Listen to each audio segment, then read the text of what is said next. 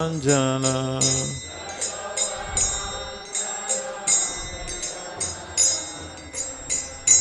Yashodanandana Brajajana Ranjana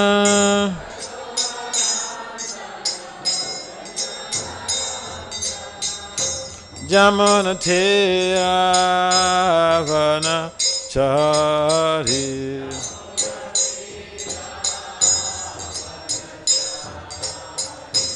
Jamunateyavana Chari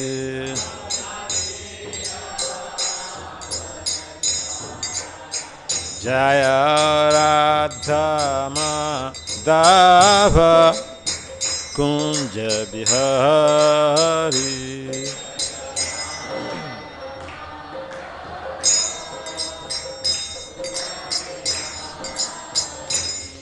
Jaya Radha Madhava Kunja Bihari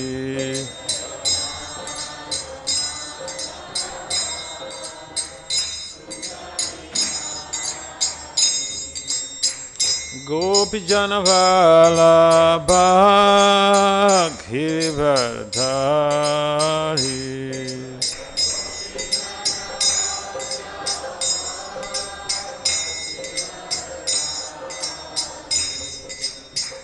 Gopi Janavala Bhagivardhari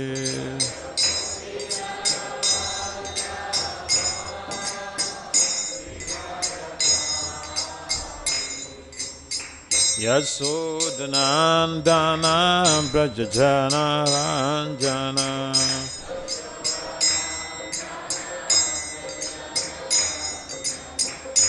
Yasodanandana Brajajana Ranjana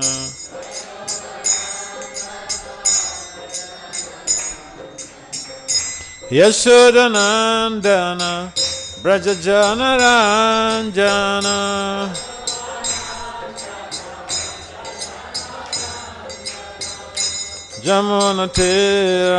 Jamunateyavana Chari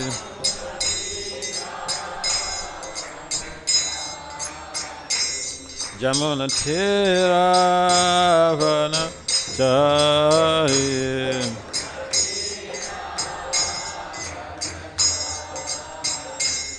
Hare Krishna Hare Krishna Krishna Krishna Hare Hare Hare Rama Hare Rama Rama Rama Hare Hare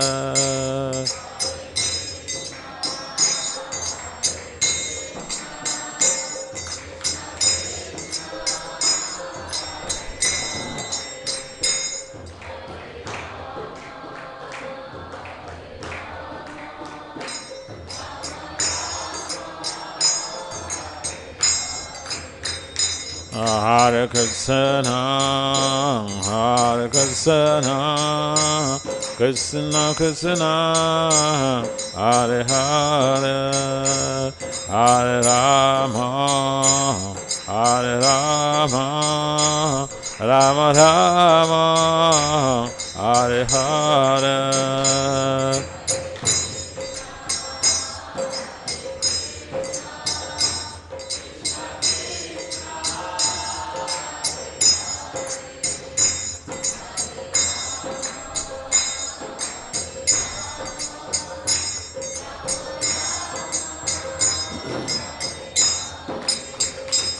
Hare Krishna, Hare Krishna, Krishna Krishna, Hare Hare, Hare Rama, Hare Rama, Rama Rama, Hare Hare.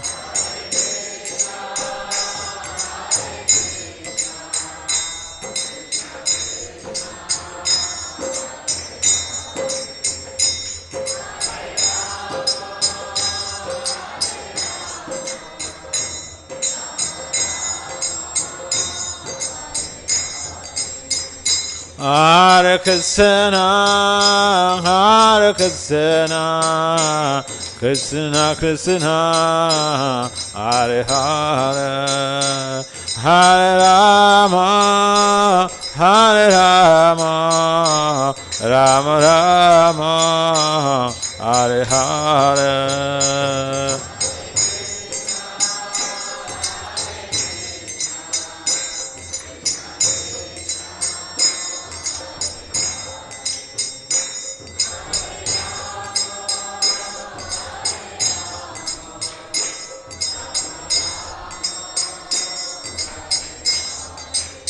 Jaya Radha Madhava Radha Madhava Radha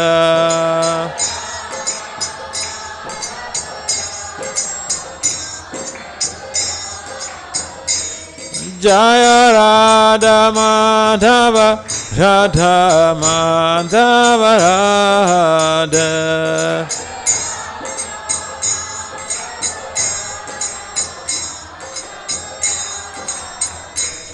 Jaya Radha, Jaya Radha, Jaya Radha, Jaya Sri Radha.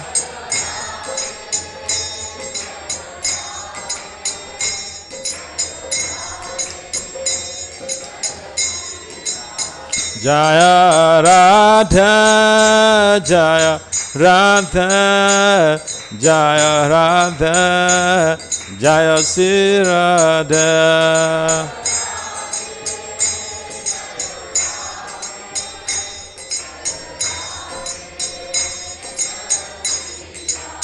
Jaya Sitaram, Lakshman Hanuman, Sitaram, Jaya Lakshman Hanuman.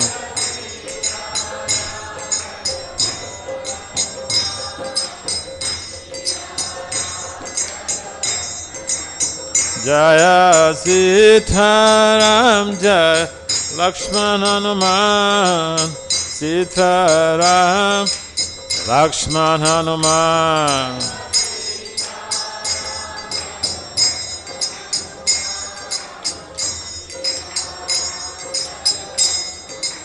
Jaya Panchatattva, Jaya Panchatattva, Panchatattva, Jaya Panchatattva.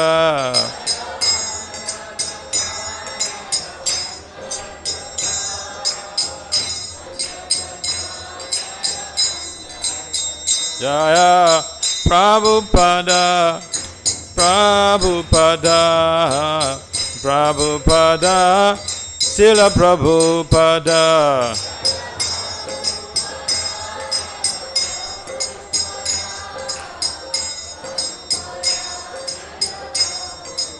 Nitai Gaur Haribo, Haribo, Haribo, Haribo.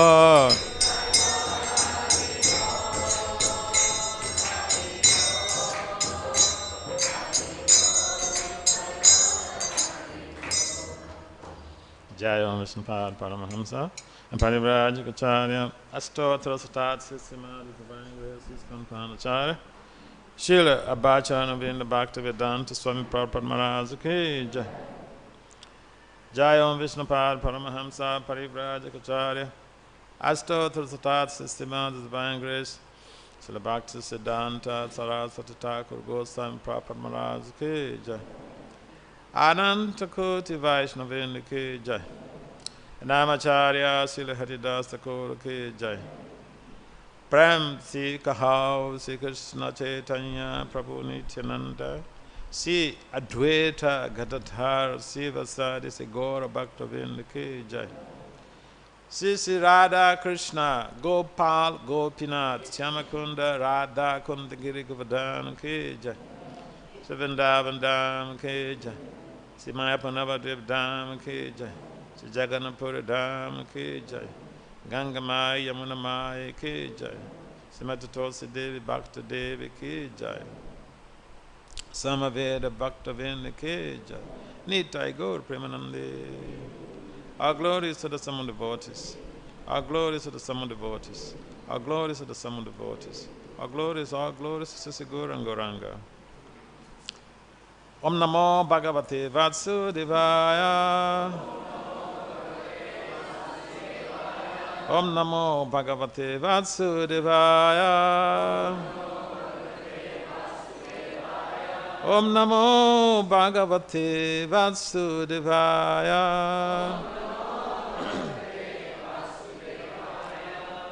Narayanam namaskritya naram cheva narottamam devim saraswati vyasam tato jaya mudiraya nastapaye sabhadresu nityam bhagavata sevaya bhagavati uttama sloke bhakti bhavaiti naistiki.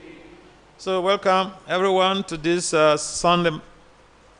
Today is Sunday? This Sunday morning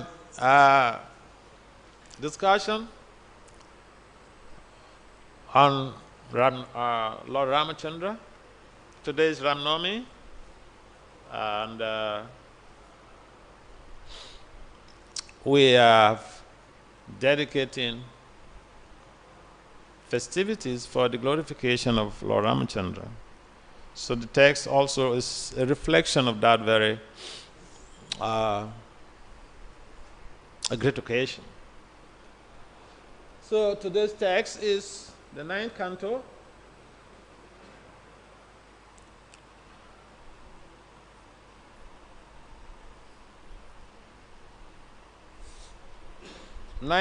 of the Srimad Bhagavatam,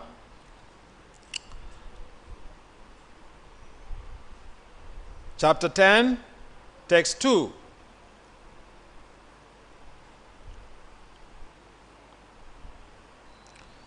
Tasyapi Bhagavanesha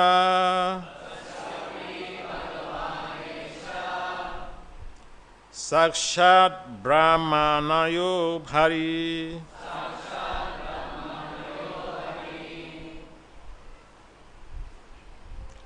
Amsa Sena Chatudagat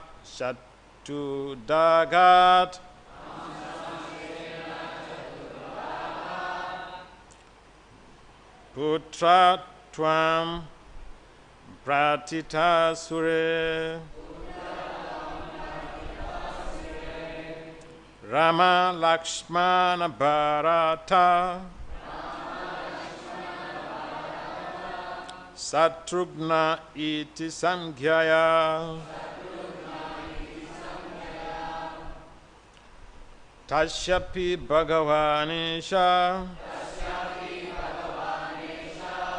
Sakshat Brahma Mayo Hari Amsasena Chatudagat Putratvam Pratita Sure Rama Lakshmana Bharata Satrugna iti Samghaya. Can someone try?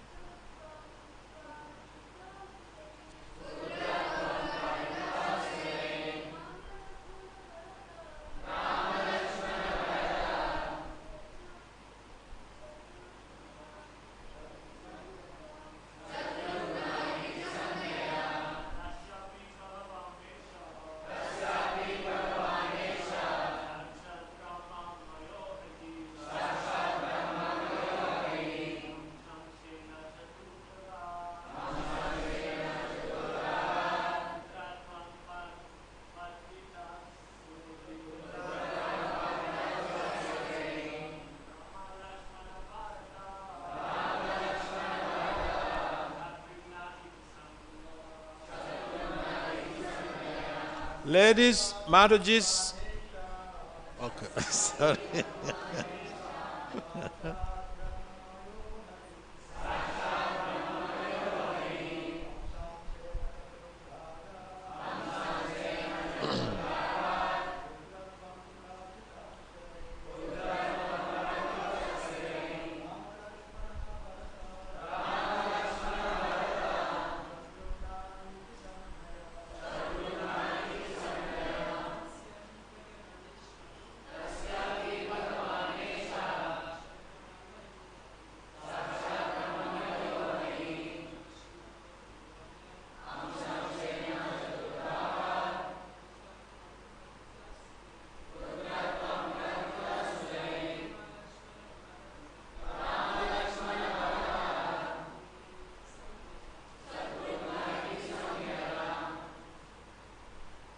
Ladies, Matajis, anyone else?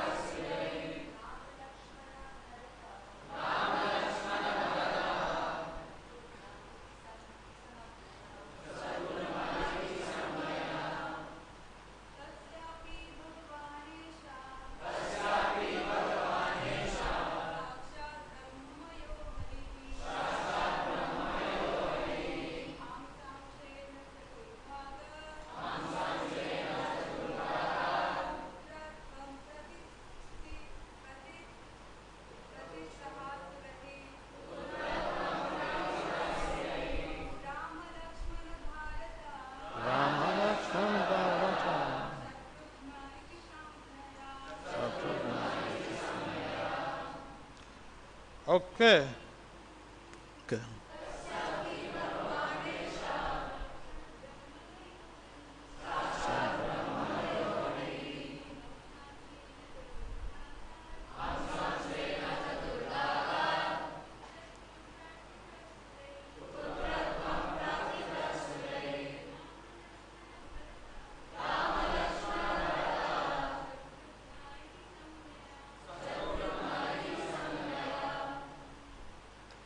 So, word for word translation, translation and purport, all by His divine grace, His confounder Acharya, Srila Bhacharana Binda Bhakti Vedanta Swami Prabhupada Ki Jai. Srila Prabhupada Ki Jai.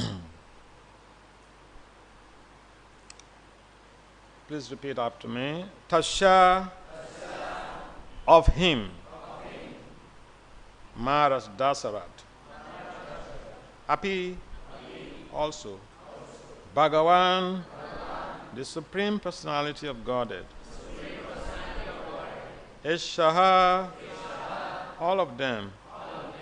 Sakshat, directly. Brahma Maya, Supreme Param Brahman, the Absolute Truth. Hari, the Supreme Personality of Godhead.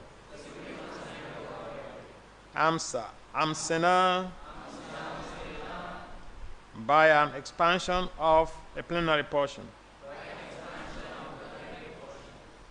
Chatuda, by fourfold expansions. Agat, accepted. Putra Tvam, sonhood. Pratitaha, being prayed for.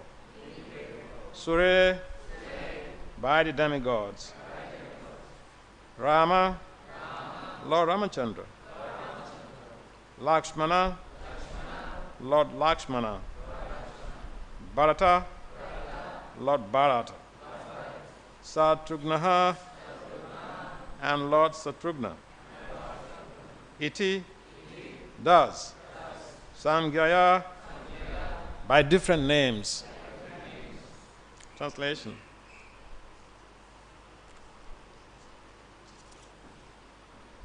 being prayed for by the demigods, this Supreme Personality of Godhead, the Absolute Truth Himself, directly appeared with His expansion and expansions of the expansion. Their holy names were Rama, Lakshmana, Bharata, and Satrughna. These celebrated incarnations thus appeared in 4 forms as the sons of Maharaja Dasarat. Please kindly responsibly repeat. Being prayed for by the demigods. The Supreme Personality of Godhead. The Absolute Truth Himself directly appeared with His expansion and expansions of the expansion. Their holy names were Rama, Lakshmana, Bharata, and Satrughna. These celebrated incarnations thus appeared in 4 forms as the sons of Maharaja Dasarat. Purport: Lord Ramachandra and his brothers, Lakshmana, Bharata, and Satrughna, are all Vishnu Tattva, not Jiva Tattva. The Supreme Personality of Godhead expands into many, many forms: Advaitam, Achyutam, Anandam, Anantarupam. Although they are one and the same, Vishnu Tattva has many forms and incarnations. As confirmed in the Brahma Samhita 539, Ramadi Murtishu Kala Niya Mena Tistan. The Lord is situated in many forms, such as Rama, Lakshmana, Bharata, and Satrughna, and these forms may exist in any part of His creation. All these forms exist permanently, eternally, as individual personalities of Godhead, and they resemble many candles, all equally powerful. Lord Ramachandra, Lakshmana, Bharata, and Satrughna, who, being Vishnu Tattva, are all equally powerful, became the sons of Maharaja Dasarat in response to prayers by the demigods. Om Jnana Timirandasya, Jnana Jana Salakaya, Saksu Rummalitam Jena Tasmai, Sri Gurave Namaha, Sri Chaitanya Manobhistam, Sthapitam Jena Bhutali, Swayam Rupam Kadamayam, Dadati Swa Padantikam, Vancha Kalpataribhya Cha, Kripa Sunbhya Evacha, Patitanam Pavanambhya, Vaishnavibhyo Namo.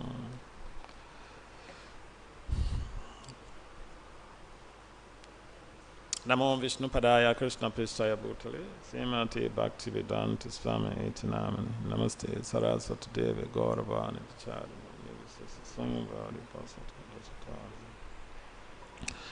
Jaya Sri Krishna Chaitanya Prabhu Nityananda, Sri Advaita Gadadara, Sivasada Sri Gaura Bhaktavinda, Vande Sri Krishna Chaitanya Nityananda Sahodato, Gudadaya Puspavantu Chita Chanda Tamanda.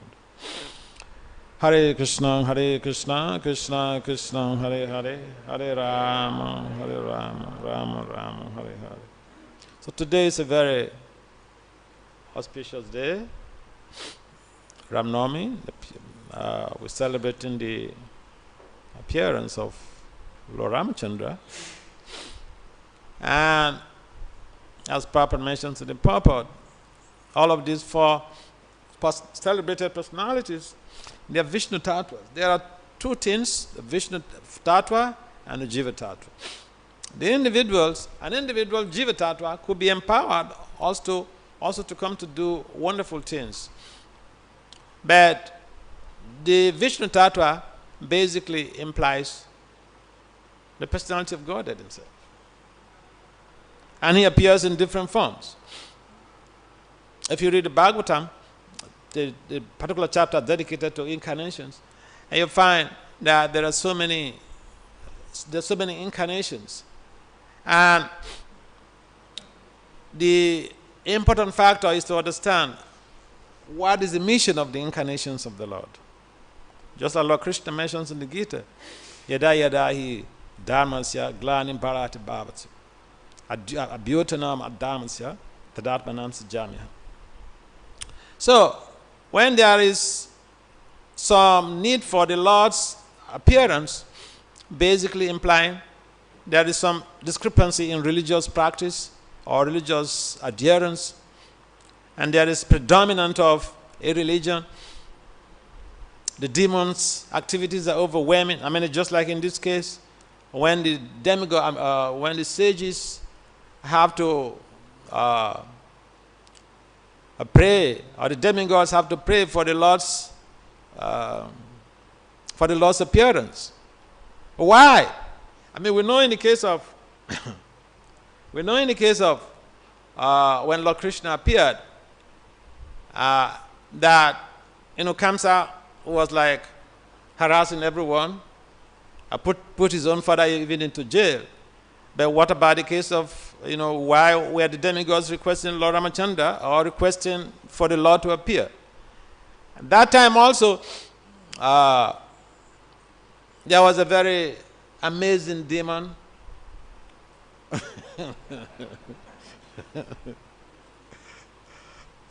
Ravana, and his agents were causing so much of disruption to the deliberation of the sages in the forest. And so sometimes they are performing some religious ceremony, and agents of Ravana will just go and pass stool or urine and throw paws all over the plate, and blood, bones. So this was a cause of concern for the sages. So they were very much overwhelmed by the disturbances of the demons. But you know what? Sages, yes, they are very powerful, but they want Kshatriyas to do the job. It's not their duty. It's not their duty to go and start killing demons. Their own basic objective is to be able to align with the Supreme Lord, the needs of the Supreme Lord, and to invoke the potency of the Shastra, invoke the mercy of the Lord in society to restore peace, justice, and religious upliftment. So it is not the position of the sages to just, carry some blade of grass and then, throw some brahmastra and then start killing the demons. They could do that, but they never, that's not their duty. So they were praying for the Lord to come to help out. So we find that although these sages, they are so powerful, they needed help. So they prayed to the Lord, and when also Dasarat, who was bereaved or who was devoid of any male child to be able to inherit the kingdom. And this is so important. In organizations or in family lineage, there's what we call succession planning. And so the kings in the days of yore, and even the present days, they have to train someone who has to take over the reins of power. So if they don't have a son, it becomes a cause of concern. It's a big problem. So Dasarat was having this type of challenge, and he had to devise some means to be able to see that he gets out from this type of predicament. If you have a big kingdom and you don't have a child, unfortunately women don't become the kings or whatever. But if you don't have someone to have to take up the reins of power, it is a big challenge. It means the end of your kingdom, the end of your succession. And so that has been a big problem for kings, and Dasarat was also experiencing that type of situation. Although he had many wives, I think it's mentioned, I was listening to Rana Maharaja's lecture, and he mentioned Dasarat had 350 or so, 350, but the main ones are like, three. Kausalya, Kekeyi, and Sumitra.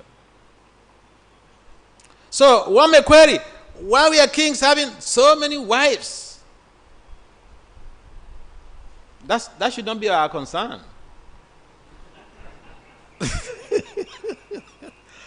Because even one wife now in Kali Yoga, the present age, in 21st century, even to maintain one wife is a problem. Kings in those days, they were very opulent, they were very rich.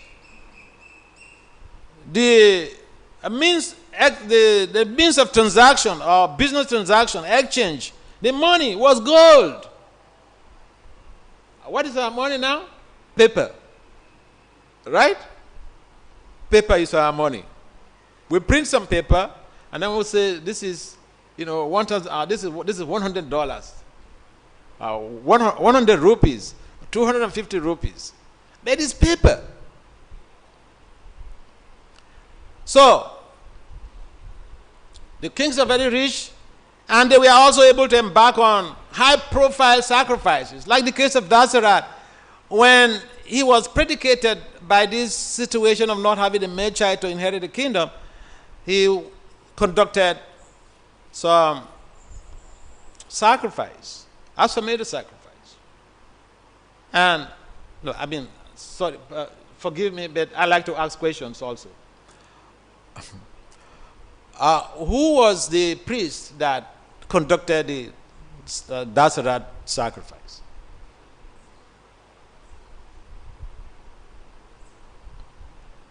I asked the men first. If the men don't know, I turn to the ladies. They will help us. Yes.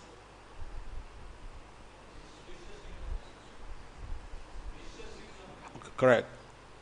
So, Dasarat conducted this sacrifice. And during the sacrifice, Lord Vishnu himself personally appeared, riding on his Garuda. And he said, yes, I've heard your prayers, I've accepted your offerings, I'm going to appear to be able to help out with the situation. So when this pronouncement was done by Lord Vishnu, in response to the supplications of the demigods, and you know what? When the demigods, we are praying for the Lord's advent. The sages, we are praying for the Lord's advent to help them, to salvage them from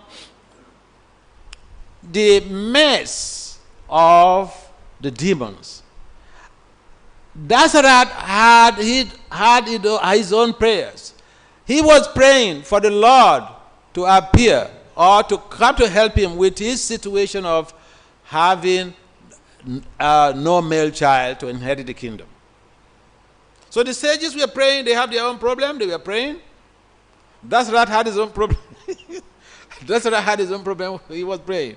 But then, when the Lord came, he's fulfilled all of these purposes. So, the priest gave Dasarat the remnants of the offering from the sacrifice, what was offered to the Lord, and instructed Dasarat to give to his wives, and Dasarat followed that meticulously, and eventually he was blessed with 4 kids from his wives, and Ramachandra came from Kausalya. And basically, the other kids were also very much in line with creating a positive change in the family. Now, if we read the Ramayana, and I have a copy of one of these, one devotee had from Mayapur here. He had written, he has compiled this Ramayana, and is very, very sophisticated in terms of scholarship. So those of you who have not read the Ramayana, this is he had now made he had now published like Canto up to Canto 2, Volume 3 also. So many volumes are coming. It's like exactly like the Srimad Bhagavatam. So the Ramayana is so vast. What we've been reading over the years was just a summary. The Valmiki Ramayana, just a summary, an abridged version of the main text. So this devotee, they're doing this, Vidvan Guranga Prabhu, they're doing this wonderful service here. So I will humbly request all of you that you make a date with this book, and you will be able to have in-depth understanding, in-depth ideas about the real transaction between the devotee and the Lord. Ramayana has been written by so many authors, so many people. In most cases, the people are not devotees. And imagine someone writing Bhagavad Gita. If he's not a devotee, he will simply portray his own agenda. So the Ramayana also has been there. And a number of people sometimes read the wrong versions, or the versions which do not dovetail their intentions towards devotion to Lord Ram, or which do not even identify Lord Ram as the Supreme Personality of Godhead. So here we have in the Bhagavad Purana, it is specifically delineated that Lord Ram and all of his other brothers, they are Vishnu Tattva. In other words, they are the Supreme Personality of Godhead. The unfortunate thing is that Western scholars come to India, they tap some knowledge from India, and they go to portray something completely different from what the original text is. It's a distorted idea. They said that distorted idea to the public, and that's how people, even till today, when you talk of Lord Ramachandra, a number of people, especially Western scholars, they see the whole of the story of Lord Ram as a mythology. Mythology means a fiction. Ayodhya is there, where Lord Ramachandra took birth. You can go there and experience the Leelas, or experience the places where all of these Leelas took place. So,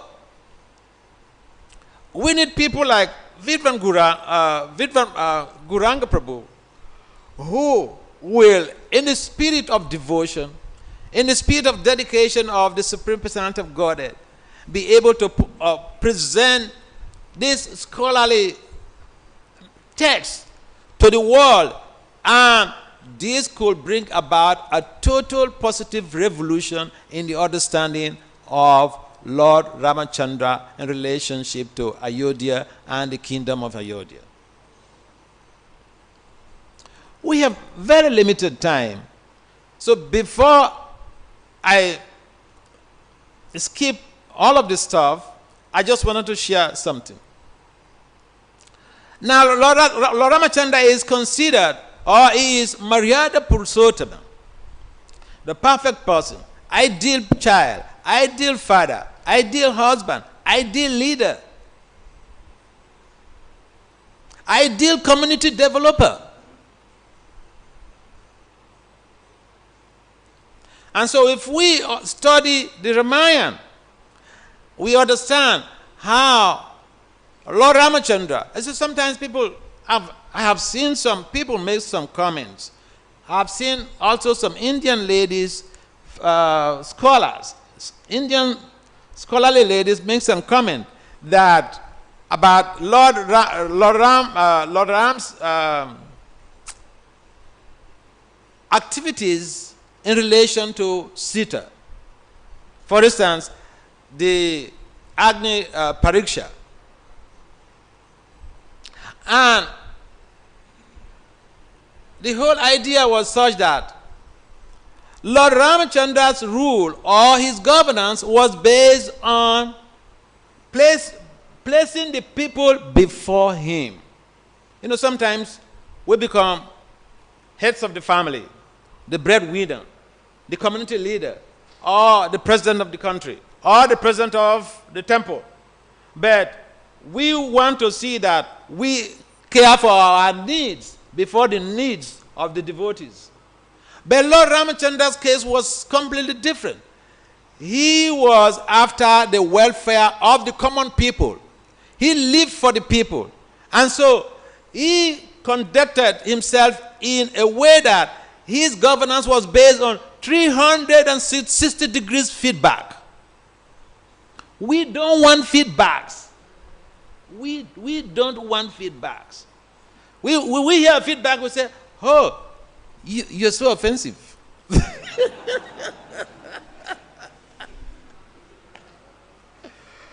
So there is something we can learn from Lord Ramachandra here. He was enthused about feedbacks, and he will do everything to satisfy everyone, if even you are unimportant. I remember someone telling me some years ago, yes, tell me, I will listen to you, but everybody else tells me, who cares? I say, what? Some people are like that, even in our movement. We have some people that say some things and we want to listen to. There are some people we don't care whether they bring some good feedback or negative feedback, we don't care. But we should look at the example of Lord Ramachandra. What brought about the Agni Pariksha? Feedbacks. Another aspect, another thing that I would like to mention, of course, that is known by devotees in general. Even the so-called kidnapping of Sita, Ravana kidnapped the shadow of Sita, not the real Sita. If you also read the Ramayana, you see, how was Sita born? How did Sita? She was not born through seminal discharge. She didn't come through pregnancy. She was not locked up in the womb for 8 months, 9 months. Am I correct? So that's the person that Ravana will come and kidnap. It's a joke. A big joke. So sometimes people just, look at the externals of the literature. And that is why, Lord Krishna mentions the Gita that Bhaktinam Abhijanati. Except one becomes devoted, it is difficult to understand the Lord. It is even difficult to understand the Lord's associates. So, the non-devotees who do not have that deep understanding that even the so-called kidnapping of Sita is not really real. I mean, it's like, when we say Leela, Leela means, who amongst you read theater arts? Anybody? Now, who amongst you had worked with the Bollywood? The theater artists, they can take up any role. When the Lord comes to perform the Leelas, he assigned different roles to different people.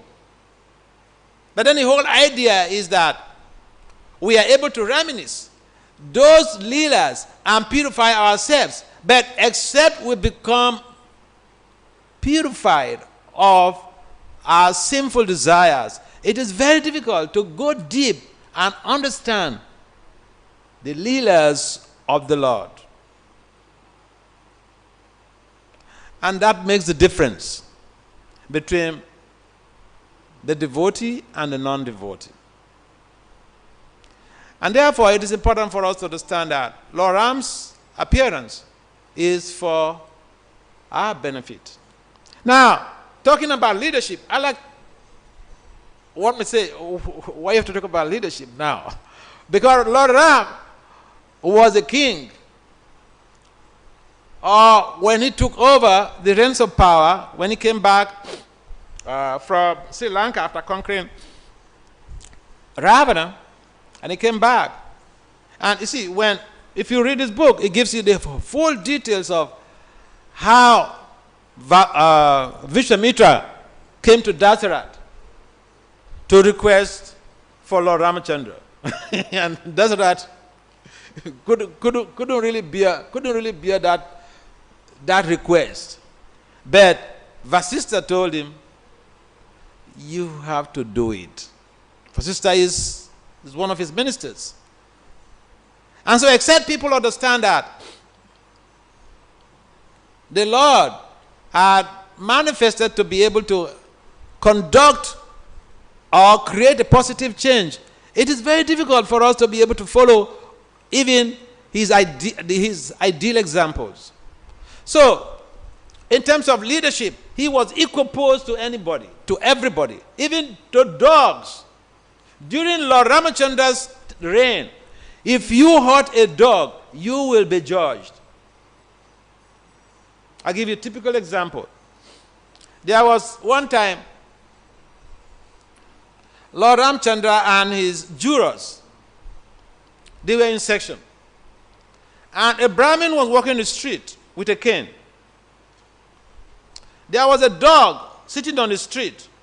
So the Brahmin, signaled the dog to leave the road.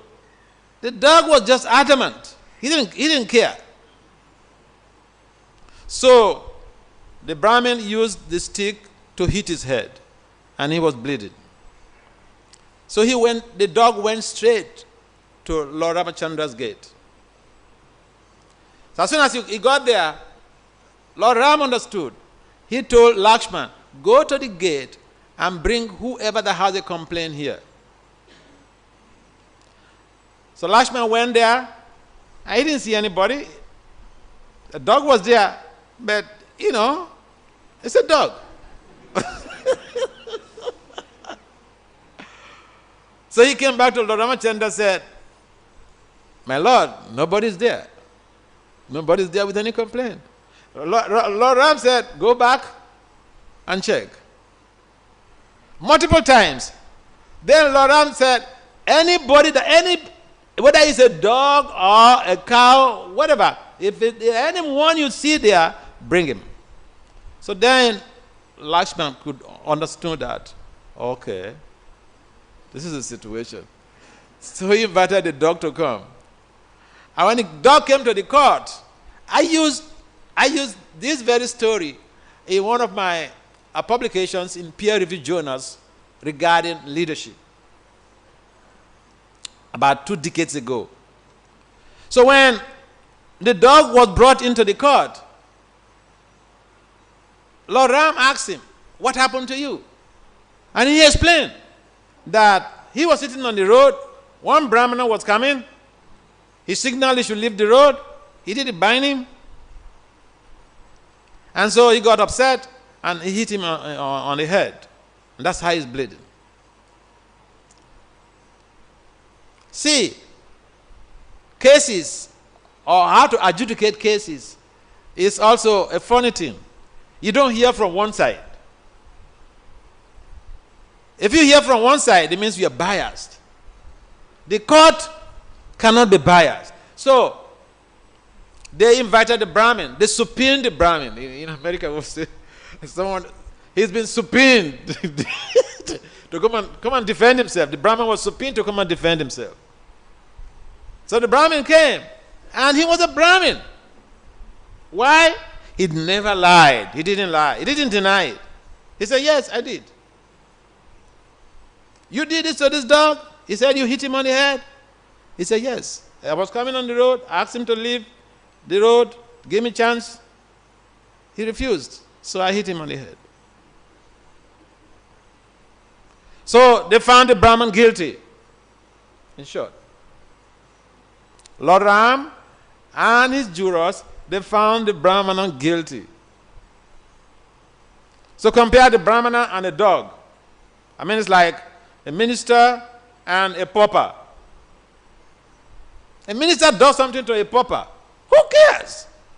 In modern day civilization, they walk away. So the Lord Ramachandra's court, they found the Brahman guilty, but before they decide the rightful punishment, they also consulted the victim. They asked Mr. Dog, so we have found him guilty. What do you think is the best punishment for this Brahmana? What is the best punishment for this? What is the punishment that we will give to him that will placate you, that will give you satisfaction? So you know what the dog said? Who knows what the dog said? Huh? Okay. Huh? Something similar to that. The Brahman said, the dog said, make him the president of this ashram. So the people who were there, they were confused. Someone conducted himself. When you injure someone with a weapon, it's called assault occasioning harm in legal terms. So here is someone who has assaulted someone, occasioning harm, and the victim is saying we should promote him. To become a president of any place means promotion from a Brahminical standard. Just being an ordinary Brahmin beggar to being a president, it means a promotion. So they couldn't understand. So Ram said, can you explain what you mean by this? Because my jurors, they are confused because, they expect that he should be punished, but what you're proposing implies that we should promote him. So the dog asked that, you see me now? I'm a dog. You know my past life? I was the president of such and such an ashram.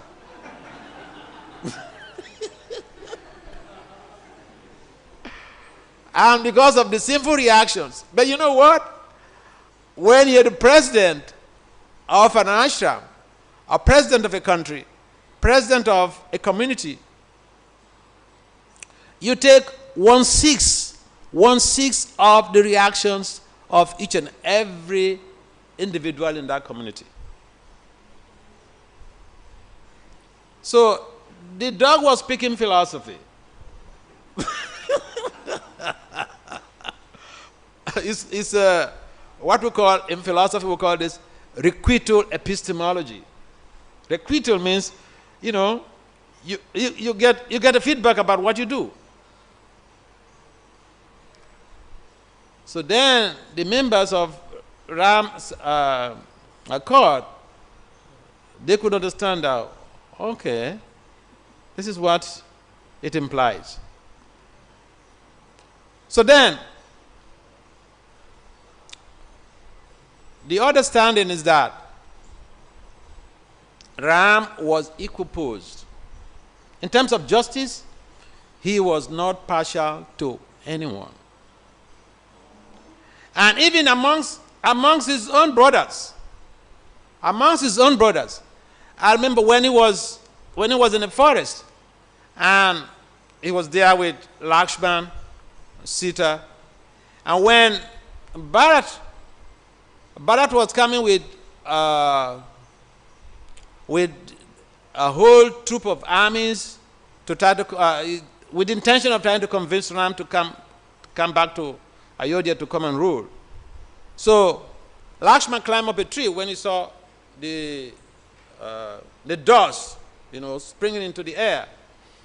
So then he found out, Lakshman found out, it was Bharat who was coming with the troop of armies. So he thought he was coming to attack them. And when he came down from the tree, he was mentioning this to Lord Ramachandra, and Lord Ramachandra chastised him. He said, this is your imperfection, that Bharata can never do that. If you want to rule the kingdom, I'll send you home, and Bharata can stay with me. Bharat was misunderstood even by Lord Ramachandra's mother. When he came from his Nana's place and he went to greet Kausalya, Kausalya just responded, "Oh, you want to take the kingdom?" He said, "No, Mama. How can I do that?"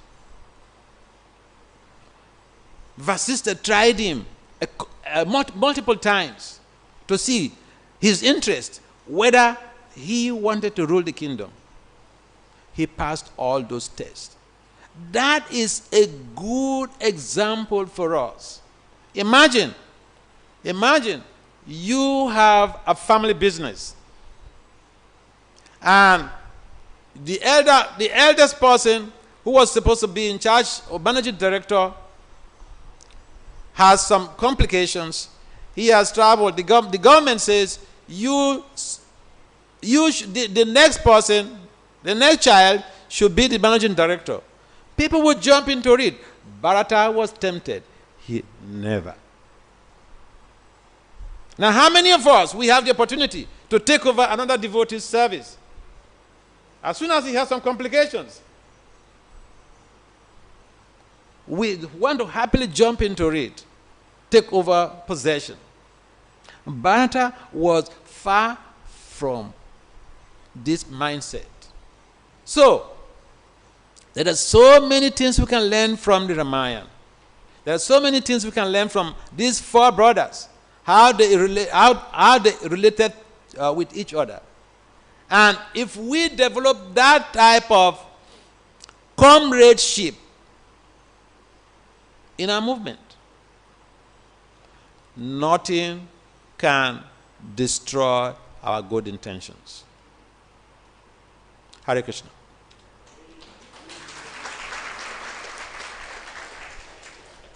I'm sorry, the time is already up. Yes, you have a question? A comment, I mean? Yes.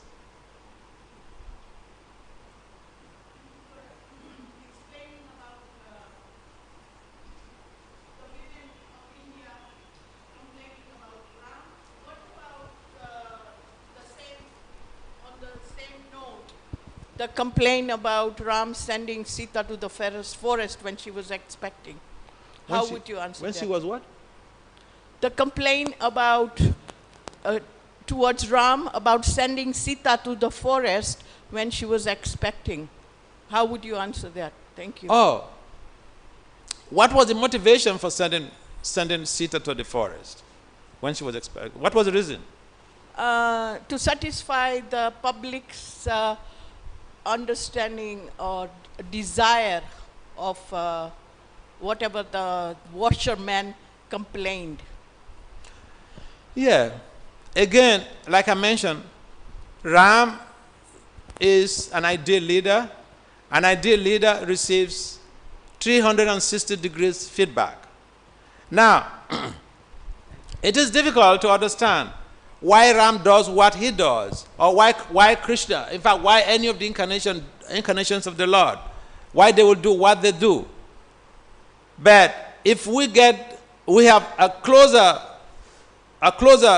a deep dive into the situation, then we'll be able to appreciate the fact that Mama evam so jiva loka jiva bhuta sanatana, that everyone is part and parcel of Krishna and part and parcel of Ram, and basically whatever feeling that someone has, and the Lord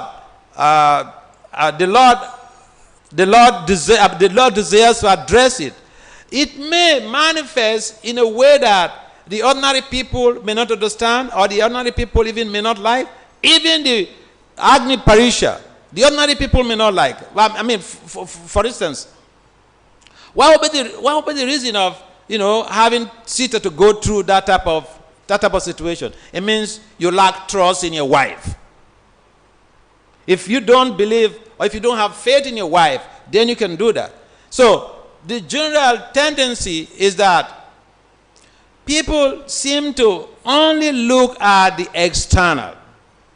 Why he does particular things basically is to be able to have that one-to-one, face-to-face interaction, and be able to see that the feedbacks of the people are being addressed, and that is done in a way that does not simply hurt him only, but it may even hurt his own family. But then because the need of the society is met, that is where he is addressed as Maryada Purushottama. If it is, there are different types of leaderships. There is ethical leadership, there is democratic leadership, there is political leadership, servant leadership. But when you have to be an ethical leader, sometimes you are going to be misjudged by even your own children.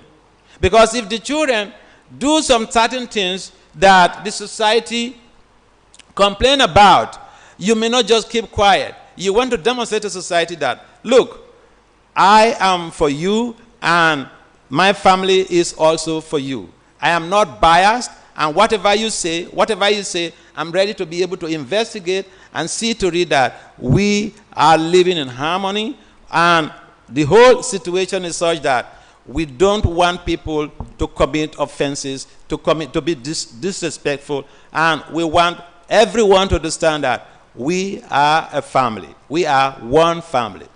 So because those who are not devotees, they can't understand why particular situation, particular events, particular activities, or particular actions are taken.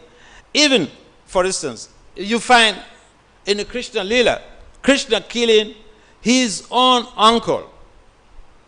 What would be explanation about that? If today, or Krishna playing with, young girls in the dead of night, what would be explanation about that? And so these are different phases of the Lord's manifest Leelas, and except we really have a deep dive into those situations, it is very difficult for us. In fact, the Ram Leela situation has caused so much of upheaval among female scholars in India. I have met a number of the female scholars in India who are conducting research, and their main comment is that they even say Ram was abusive.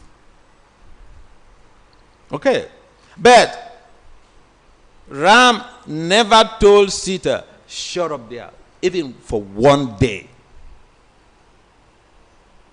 When you ignore someone, that is an emotional abuse. When you don't provide the resources or the financial resources for someone, for your spouse's welfare, that is financial abuse. When you tell your spouse, shut up there, that is, in America, when you say that, they will call for the police. You go to jail. So, Mataji, your point is very relevant. And except those who are part of that Leela, except those who are really devoted, can appreciate the decisions of Lord Ramachandra, because it is meant to placate the public. He was living a life that he puts the people before, the people's need before him. And so he has to do certain things that even externally may not be, pleasurable, or may not be so juicy, but then as a leader, you have to set a standard. Does it make some sense? Yeah.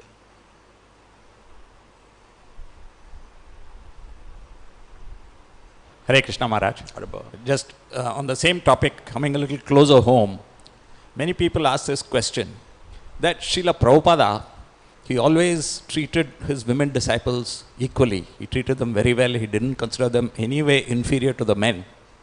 But in his books, he has written many things that the Shastras say this and that many men take advantage of it to look down on women.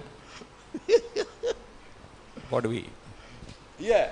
I remember one time I was in South America. I was in Chile. So we went out for some, I think some public event, had a name and book distribution, and some type of pandal program. So one lady, in fact, I was lucky that it was in Chile. It was not in America, because I would have been shot dead that day. The lady came to me very furious, very, very furious. And he opened the science of self-realization and showed me a place where Prabhupada says so. He said some things. So I said, please, please, please, cool. First of all, I just begged her to cool down. Because, you know, what are you going to tell the public about this? And I've seen similar situations in public forums, in academic forums. See, I'm an academic, okay? I have a PhD in applied management and decision sciences. I interact with the scholars. And some of the, what you mentioned now, scholars have complained heavily against us. And it would be nice that the ISKCON Communication Ministry start working on those areas to respond to those even publications that are of vilification to our teachings based on their perception. If we say we just want to be quiet, some devotees could be affected. So yes, I understand what you mean. And I've seen it. See, the time is gone, and, you know, I don't want to keep people waiting. They have to go and take prasadam. Okay, so but then, okay, you want to ask a question? Yeah.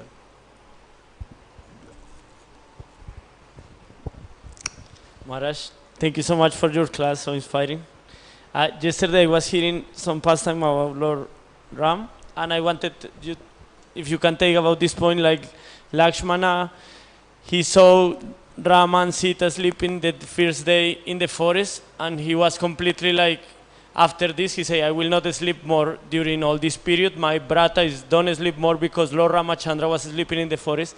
And the next day he construct big house for Lord Ramachandra and Sita.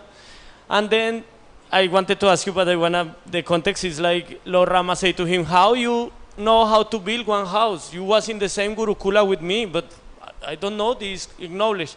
And he said, yes, because you was in the Gurukula for be a king, but I was in the Gurukula for be a servant. And they teach me this kind of thing for serve you.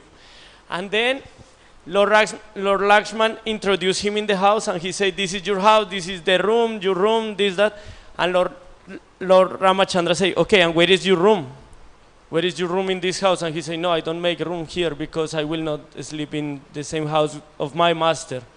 And I wanted, like many times I hear so much about this mood about the leadership, and it's so beautiful. And also I wanted to ask to you this mood of servant of the Guru that Lakshman adopt in this pastime. If you can little bit point about that's an interesting episode in this lila, because ideally for the servant or for the disciple who is respectful, he doesn't want to sleep in the same apartment even with his guru, or to sleep under the same roof with his guru. It's just a culture of respect. I mean, it's just like some people even they build a house, and then they build a birth quarter. The birth quarter is also as nice as the house, but they call it birth quarter. Because otherwise some of the children, they would want to live under the same roof with their mother and their father. I've seen this in some parts of Africa. The man is rich, he builds the house. Sometimes the boys' quarter is even more, more opulent than this thing. But it's just the culture. So they don't want to share the same amenities. Okay? They don't want to share the same social infrastructures with the master. Yeah. Yes.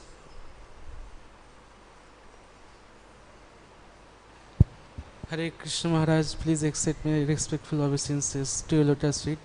I have a question that when Lord Ramachandra and Sita Devi came back from the 14 years of exile from Sri Lanka, and a few days later, when Sita Devi was pregnant, at that moment, Lord Ramachandra sent his wife to the forest while his wife was pregnant. So, if he would really loved his own wife, then why he did this kind of activity or this? What? I don't understand what you're saying. Can you repeat what you said? When Lord Ramachandra and Sita Devi came back from Sri Lanka or 14 years of exile, and then few days later, Sita Devi, Lord Ramachandra sent his wife Sita Devi to the forest while his wife was pregnant. So if he really loved his wife, then why he did this? Why do this? That's your question. If he really loved his own wife, then why he did this with his wife? What was the reason? Did you read the what follows? What was the reason for that? I don't know, Maharaj. So when you don't just pick up something and it say you pick up a passage, you pick up a quote, and then you rest on it. What followed? What was before that? Actually, Maharaj, since 5 years, some people asking this question to me, so that's why I'm asking. Please forgive me. No, but you've read it. You've read it. Okay. Okay, Maharaj. You've read it. So you read the whole passage, and you understand the rationale for doing that. And sometimes we don't want to. It's like when I was using Facebook, and that's one of the things I left Facebook. Because sometimes people come from nowhere and then they say, yeah, I have some doubt.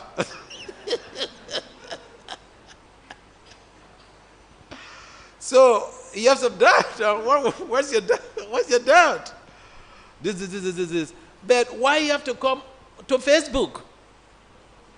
You could go and ask some preacher in the temple, create a relationship with the preacher, ask the question. You won't do that. You come into Facebook to meet some Swami, as if they don't have anything to do. They're just waiting for you to come and, come and So, important thing is, I also read, okay? And when I was younger like you, I was reading voraciously, scrutinizingly. So when you read scrutinizingly, Nana Sastra Visharana Naipunu, when you read scrutinizingly, you'll be able to get the information, what is the implication of a particular type of decision. But if you just go and, pick up the decision or the instruction, you will not know what follows or what was before that. Yeah, so that is a procedure for reading, and we should learn the art of reading. Otherwise, we just waiting for people to come and, spoon feed us with information. But that wouldn't really, sustain us. Please forgive me, No. for asking this question. It's not a problem. I'm just giving you some idea. Okay, look, he was giving some detail, and I appreciated it because he had the whole detail and he was sharing. But he had a question. But he was giving the whole detail. So we should be about details and preciseness. Okay. Thank you, Maharaj. Yeah. Thank you. Huh? You have to know the context in which someone said something. So you don't know the context. Exactly. So I'm sorry, the time is fast spent, you know. We're supposed to start at 9 o'clock, stop at 9. All right. Thank you very much for participating in this Krishna consciousness. Srila Prabhupada ki jai.